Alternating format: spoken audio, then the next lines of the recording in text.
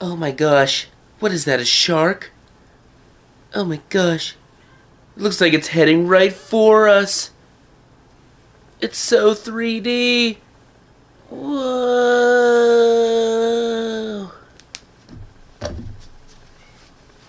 What's up, guys? Welcome back to another episode of FACCI'S Horror Movies and More. And today, I'm going to go with a little fun summer popcorn flick. I'm going with the Jaws 3D.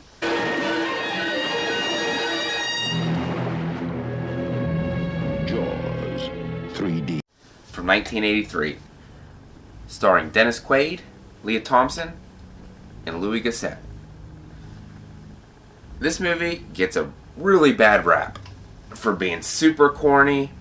The 3D effects are terrible, and just in general, the story and everything about this movie is hated compared to the first two.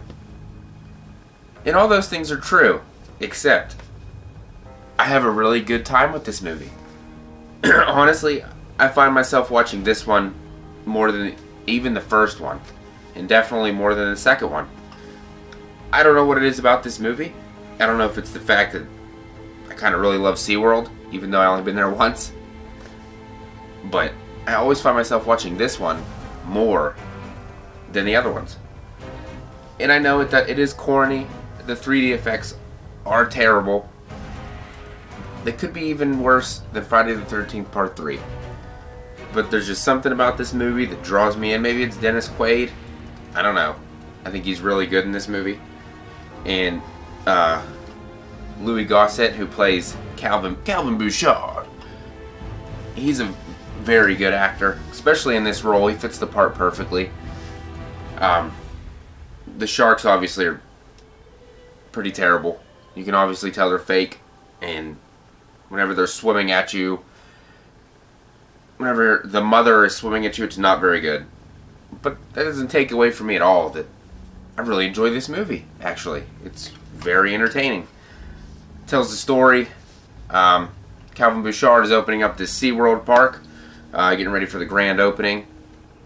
They got an underwater 4 tunnels, and in the man-made lagoon. It's like you can look out through the windows and see the fish and the sharks and whatnot.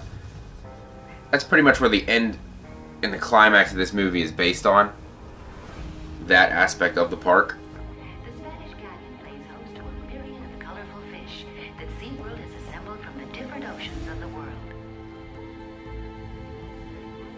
But it tells the story of a great white that somehow found its way in to SeaWorld because it's connected to the open ocean. Found its way in, and they capture it and try to keep it in captivity. Just to find out that it's actually the baby shark. It's not even the one that's been killing the people. And they capture it, but however it dies because they don't know how to take care of it correctly. So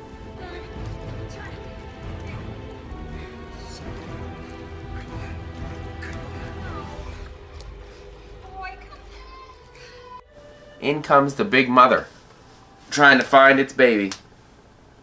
And the mother's pissed. And she is wreaking havoc. Every time they got water skiers going on, doing shows. That shark's there, right behind all the water skis. You see the fin in the water.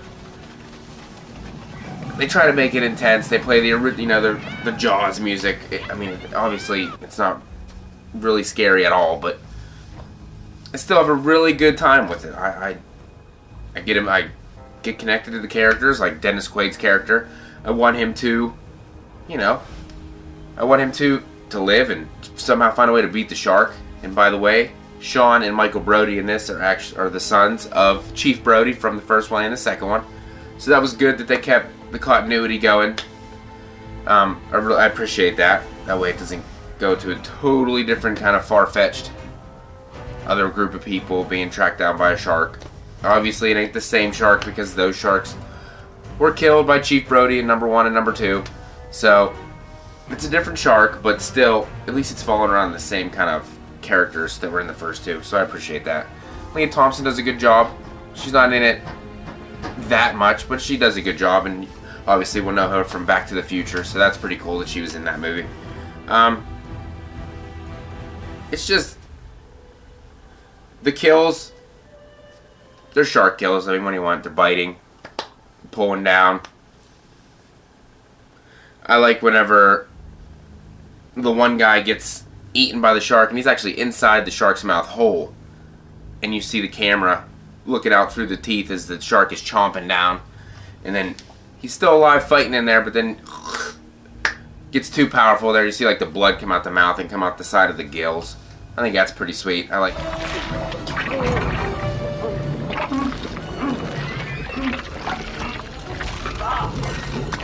that kill a lot, actually.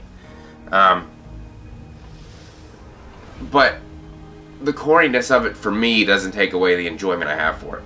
Especially when they're in the control room. When Calvin's in there with some other of the workers. Whenever they're patching up the underwater tunnel.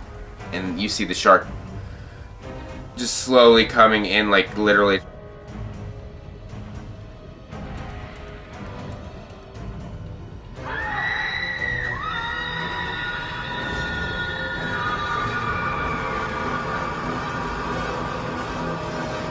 It's just someone's holding like a picture there, moving it closer to the tower, and then the glass breaks. It's so corny. Like, it's like terrible. Probably some of the worst special effects you're ever gonna see, to be honest with you. But like I said, it works for me for this movie. It receives a lot of hate,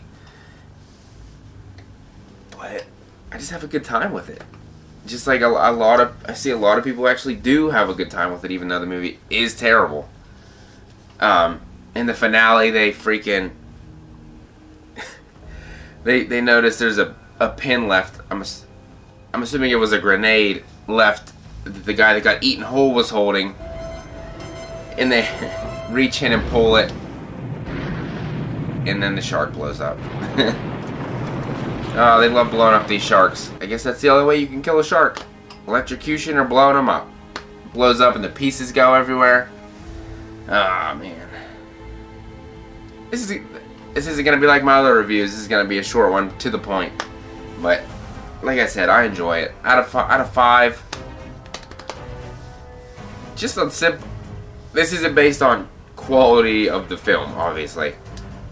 I'd honestly probably give it a 3 out of 5. I'd say it's starting to smolder, for me. It's not on fire, but it's pretty damn close. I don't... It's one of the movies I really don't care what anybody's opinion is. I'll listen to it and respect it, but this movie just, for some reason, tugs on the heartstrings for some reason, and I don't know why. But I enjoy it. I enjoy it. I enjoy those floating fish heads that are slowly coming at your face, and the words to... in the opening credits that are just coming out like this, with the red kind of lines behind it pushing it at you like they're 3D. But I guess that's just me.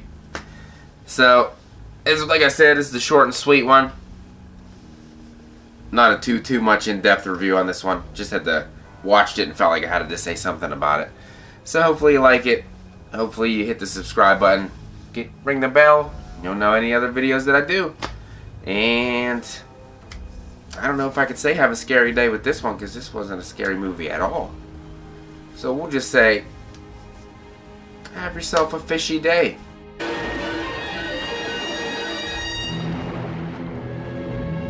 Jaws 3D.